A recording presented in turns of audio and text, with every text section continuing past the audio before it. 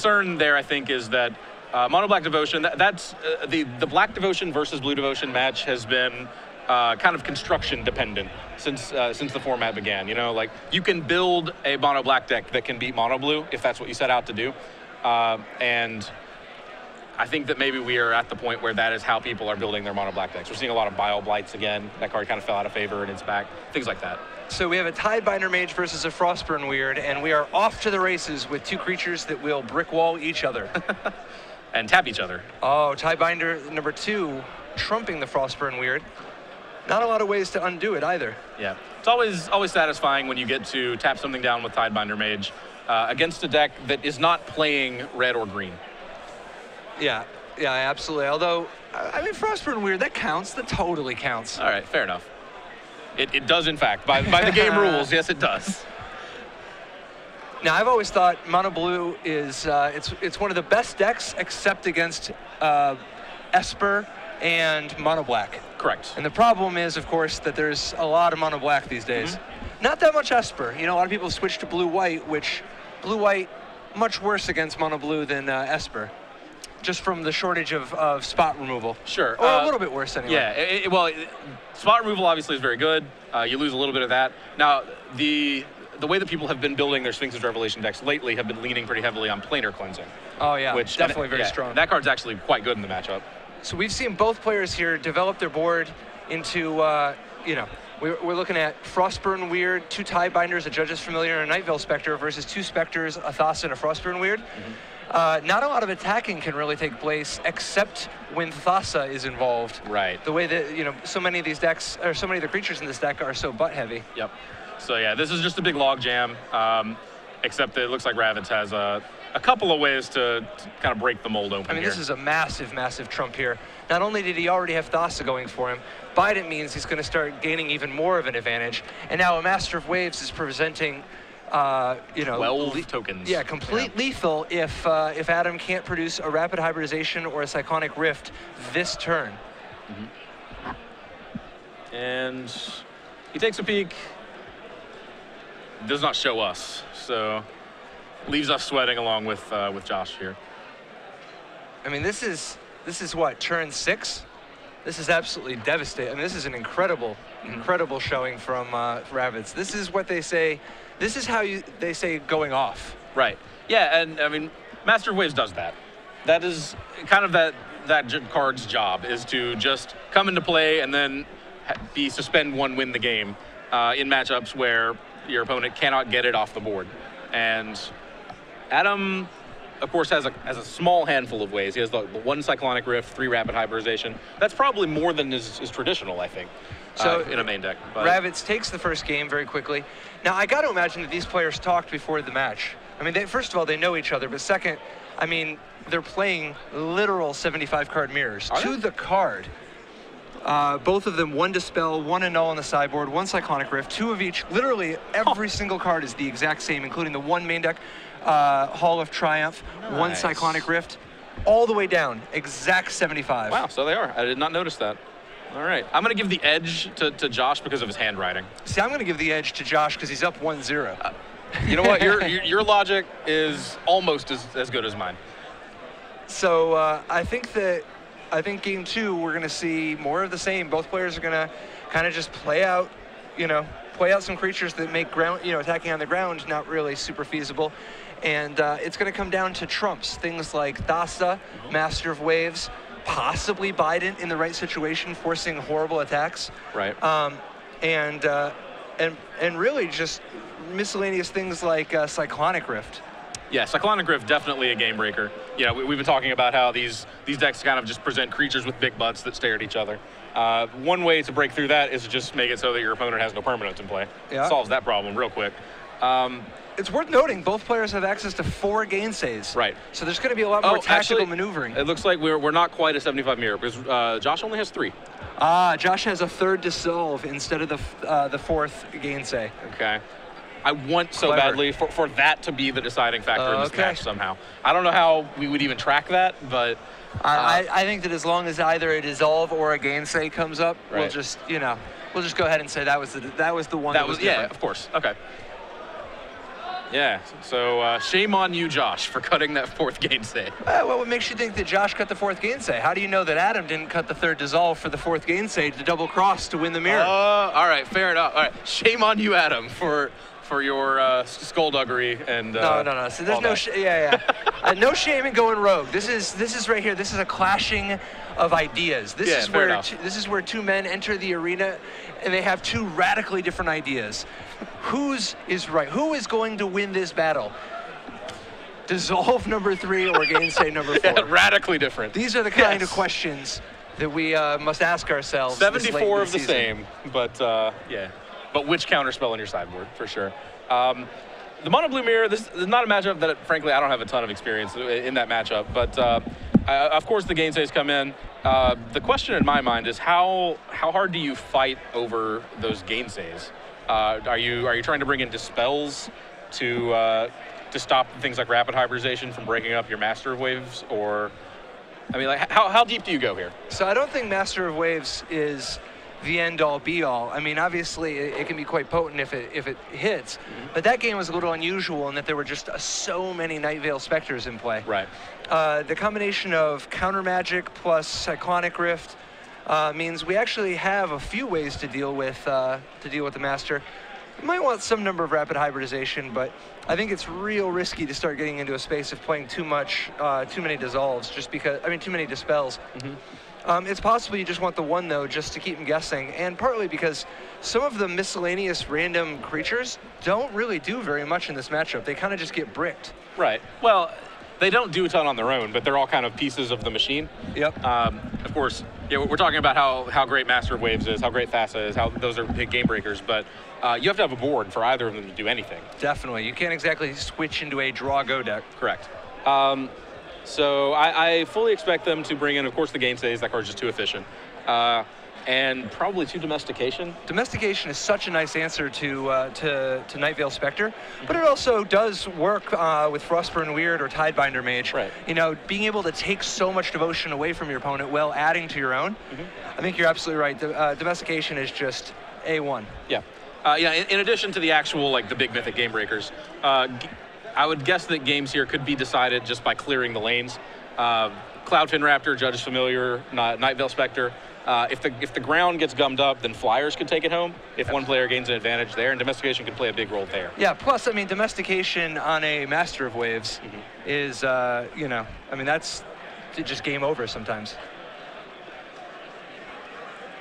And it looks like Adam with the 1-drop that attacks for 1, Josh with the 1-drop that maybe attacks for 2 or 3 later on. Yeah, it's kind of interesting, the role the Judge's Familiar plays in the early turns because of its ability to shut down Gainsay. Yep. Or make Gainsay awkward. So Adam being on the play is going to potentially be the first to Thassa, the first to Master of Waves. And as you said, if he has a Thassa here, obviously Josh would love to Gainsay that, will not have an opportunity to. Yeah, I mean, now Adam really does need to have a 3rd land here. I mean, this is not the matchup where you want to stumble in the early turns. No, definitely not. And there he is. Looks like he's good to go. Oh, all right. Okay. Very big. How deep do we want to go? Was that very big? Was the question, and Josh shows us just how deep. 1-0 is very, very hot. I mean, not only are there the 4 Thassas, there's also 2 Bidents and a Hall of Triumph, and he knows Adam's exact list. He's basically playing it. Sure. 1 Hall, 2 Bident, 4 Thassa, and 2 Domestication. Oh, definitely. Coming out of the board. So, not a huge depth of targets, but the targets that exist are very, very high impact. So Night Veil Spectre coming down, definitely a strong play from Ravits. You know, he's looking to start gaining an advantage each turn, and the Night Veil Spectre can immediately, will allow him to immediately play whatever card he steals. Yep, and currently Adam, no way to shut that down. There we go. He's going to... He does have the rapid hybridization. Yep. And another Thassa. Okay. Not too worried about your Renewal Trickery. And yeah, that 2-3, that was going to be attacking, causing all kinds of trouble. This 3-3 Frog Lizard, Adam doesn't really care about that. We've got a blocker for that. Adam still 1 devotion short of being full-on Thassa, but it will not be long now. Okay. And Tidebinder doing some pretty good work again. Clearing Adam's one significant blocker, letting Ravits get in for some damage. And we know the last action spell in Josh's hand is a Cyclonic Rift, which he's some turns away from actually being able to overload. He needs to hit, obviously, 7 mana to cast it. He also needs an additional mana or to get that Judge's Familiar off the board.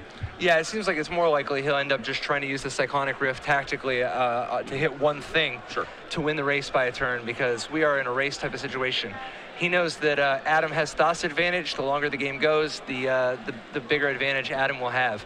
Ravits temporarily has a little bit of a speed boost. He's got one of Adam's creatures locked down. He's got a couple creatures that are actually doing some damage. And that's a big Night Veil Spectre from Adam Ruprecht. That is going to turn his Thassa on and provide a much-needed blocker for that Cloudfin Raptor. And it's tough. He can't even Cyclonic Rift here because the Judge's Familiar would still save the day. Yep. Yeah, Judge's Familiar doing all kinds of work. Oh yeah, it's a fine card in this matchup. And it looks like Josh simply takes his beatings. Finds a Judge's Familiar of his own, which, you know, we've just finished singing the praises of Judge's Familiar, but not a high impact top deck when you're in a spot like this. Josh's hand and his draw this game has been fairly mana heavy. He does have that Cyclonic Rift, so that kind of mitigates that problem a little. But like as you said, I agree. I don't think he's actually going to get an opportunity to use it to full effect.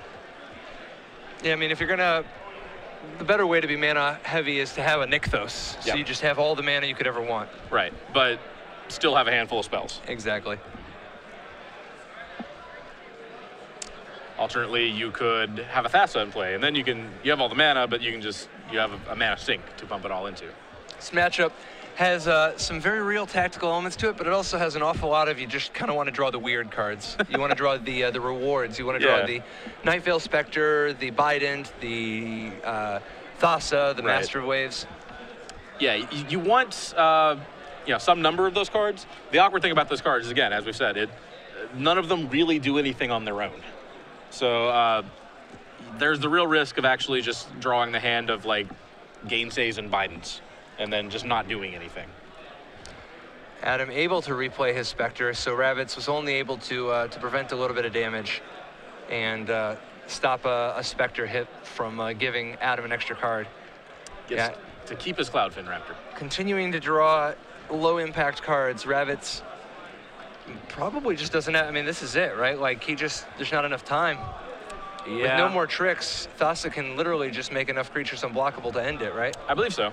You could draw Domestication to take the Night Veil Spectre to turn off the Thassa, and then you... Well, see, does he have any more draws? Oh, probably not, actually. I don't know, how much mana does Adam have? Because with 1, 2, 3, 4, 5, let's see, that's 3, 4, 5, 6, 7, 8, 9, 10. Yeah, he's got enough mana to make his Frostburn Weird and Thassa unblockable, and pump the Frostburn Weird. I believe the Frostburn Weird is locked down. Yeah. Okay, so he does have one more draw. Life is good. Yeah. Everything's going to come together next turn. Exactly. We're going to have Domestication come off the top, and it's going to be good cinema. Maybe. I just like that Ravits is continuing the beatdown. Yeah, I agree. Fearlessly, and, rightfully so, given the fact that Thassa means there's no blocks to be had. Yeah, for sure. When you're in a situation where you are losing ground, when there's a card like Thassa in play that you don't have clean solutions to, often your only way out in that spot is to just kill them before they get to use it. Absolutely. And I don't know that Josh can do that from this board. That's kind of a tall order, but certainly to his credit, he's trying. Domestication's probably the first step, though. Yeah. Steal that Spectre, shut off Devotion, have another creature of his own. Yeah. And Adam is, this attack feels odd to Adam because I think Adam definitely feels like he's in control here. And the alarm bells kind of have to be sounding. Like, well, you're presenting me kind of a 1-for-0, just crashing your 1/1 flyer into my 2/3 flyer. Well, it does 2 extra damage. Otherwise, he'd just block the Cloudfin Raptor. Yeah, of course. And so Adam kind of has to like crunch the numbers, think like, what could cause this to matter? Like, why would Josh do this? Adam in pretty good shape, as long as he can keep Thassa, the Thassa beats coming. Yep. I mean, he's going to hit for 8 this turn anyway, if he wants. Although the problem is that if he swings like that, his life total is so low that unless he has some action in his hand, he's exposed. Yeah. If he doesn't leave back a blocker here, Josh has lethal on board. 3 from the Frogs, 2 from the Raptor, and 2 more from the Tidebinder Mage. Now, of course, Adam, his alternative, he can swing with just Thassa, which puts Ravits on a 1-turn clock.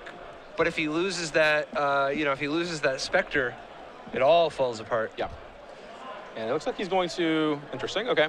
So just wants to swing with Night Veil Spectre then. Kind of give him a look at some additional material. If he gets another blue permanent in play, and that... Wow, that was the domestication. Wow, okay. So we actually said, there needs to be a domestication on top of Ravits' deck. We forgot to mention that it needs to be Ravits that draws it. Wow. Wow, yeah, that's strong. So yeah, as I was saying, any blue permanent that Adam can find, and of course Night Veil Spectre gives him another free look at that, that would pretty much lock the game up. That kind of insulates Thassa as staying a creature. Domestication, of course, is a blue permanent and another one that you get to steal. So, and a big, a big advantage to hitting only with a Spectre that turn is that the knocking to Ravits to 8 is still presenting lethal. Oh, and Adam also shows a Master of Waves. Just has it all. So, all right. So Master of Waves, I guess even the safer play than domestication. Well, Adam ties it up 1-1. So far, whoever plays Thassa, or whoever resolves his Thassa first, has had the advantage. Sure. Don't expect too much to change after sideboarding. Be interesting to see what happens if some of the counter, a little bit more of the counter magic comes into play. Yeah, Adam saw a null out of Josh. That's a card that he obviously has one of his own, so he knew it was there. And he I think we got to give it to Ravits for his handwriting, though. Game 3, I think. Okay. Adam game All right. 2 obviously had the advantage of getting to go first. Yeah. But game 3 doesn't have that advantage anymore, and instead Ravits continues to have excellent penmanship. He does, but you know what? I'm going to give it to Ravits because he's on the play. Half a dozen of one. Yeah. 3 plus 3 of the other. Yeah. But yeah, the real question is if they make any changes to boarding. And the only reason I can think of that they would do that is, Adam sees a null rather. Does he want to maybe then go deeper and start talking about negates, dispels, things like that? I think they both just know that the other Sure. person's got the miser as a null, and that's just part of the equation. Okay. But I don't know. Got me real good. I didn't see it coming. Anything's possible. Yeah. I could literally see it in his hand, and I didn't see it coming. I was like, blue card with an old frame. Yeah, Ravits has a gainsay in his hand. No, wrong card. No, I don't know. I think that I think it's gonna be real interesting to see what happens to this mono blue deck in about 3 months, because mono blue sure wasn't a very big factor at the Pro Tour. No. The Block Pro Tour without Frostburn Weird, without Night Veil Spectre, without Tidebinder Mage. It's a lot tougher to assemble Devotion as fast, Yeah, for sure. To be fair, I think a big part of that was just kind of just because of the texture of that block format. The sweepers cost 3 instead of 4, and they uniquely affected the cards that mono blue the Devotion decks had to play. Like Drown in Sorrow. Like Drown in Sorrow and like Anger of the Gods. I think that mono blue Devotion was a deck that was uniquely vulnerable to those cards. There were other decks that were vulnerable to them. Of course, mono black aggro were probably one of the higher profile ones. But mono black aggro and mono red aggro, those decks, sure, you could sweep them, but if you didn't sweep them, they were going to kill you. And I don't know that mono blue even had that going for it, in so much as the other decks did. The big thing we found was that mono blue just had trouble waking Thassa up. Too many of your cards only had 1 symbol instead of 2 or 3. Sure. I mean, Night Veil Spectre goes such a long way towards waking up Thassa all by itself. You don't have anything like that in block, and there won't be anything like that for the foreseeable future. That is true. So how do you think that just cut Ravnica block out of the equation, and we'll just go with M14, 15, and Theros block. Do we go bigger? Are we working with like multiple Jaces, something like that. Yeah, I don't know yet. I don't know. I'd have to. I mean, it'll be interesting to see what it looks like. I mean, first of all, it can't be that many Jaces. If you know, after Ravnica block rotates out, Jace Architect of Thought will be gone too. Sure. Well, we got to make do with what's his face. I don't know the name of the new Jace. Yeah, but, no. Jace Living Guild Pact definitely has his work cut out for him because he still has to compete against Master of Waves and Bident of Thassa. True. And this isn't even, you know, touching on the possibility of something like Obelisk of Erd or Prognostic Sphinx, or I mean, there's a number of possibilities. I think that it's gonna Mono Blue is gonna have to take on a new form in some capacity. Yeah, it'll probably get weirder, I think, is the simplest way to put it. It might become like a Daring Thief deck, or it's possible, something along those lines. Daring Thief, very good with Obelisk of Erd. Convoke with Inspired. So we're starting it off with a Frostburn Weird and a Judge's Familiar. Judge's Familiar a little late to the party, but neither player making too big of a move yet. Yeah, still gets his beats in. And Ravits now in the situation where he has to decide, do I want to continue developing my board? He is currently behind on board, technically. Or do I want to sit on Gainsay? Yeah, see, I like this play. Getting a little bit of tempo while still keeping up a null in case he has to counter Thassa. I also like the thinking about it for 30 seconds. Yeah, I agree. To help disguise. Yeah, there we go. Absolutely. Boom. Yeah, because I didn't see that in Olinus' hand, and I was about to say, like, I really wish you hadn't spent that time thinking about it, because that really gives away the Gainsay in your hand. But yeah, now it just looks like he sold a Gainsay he didn't have. Yeah, and that is a huge turn from Ravits. The one of a null doing a ton of work for the second game in a row. And I mean, this is going to be curtains already. Annulling the Thassa was such a huge play. If Adam can't deal with this Master, I mean, Domestication would be right on time, but... Yep. Domestication would do it. Not much else would. Judge's Familiar can do nothing about a Domestication, so player land, slam Domestication, that is a winning line. Rapid Hybridization doesn't feel very good, but it keeps you from dying. Yeah, and it looks like that might have to be... Or play your own Master.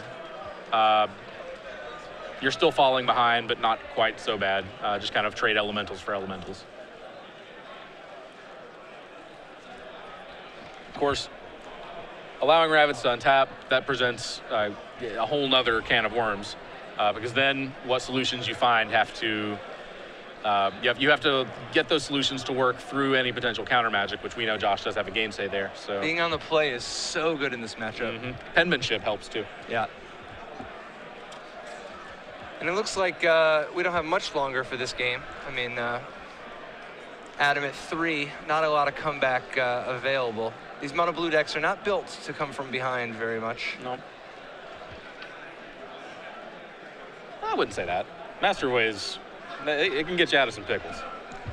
Ravits shows the Gainsay countering the Master of Waves, and he is victorious, 2-1, advancing to 8-1 with very good chances of top 8ing here in SCG Portland. Yeah, hard to say what the drawing versus playing situation is going to look like here. We're not so far over the line into the 10th round. We're 449, I believe.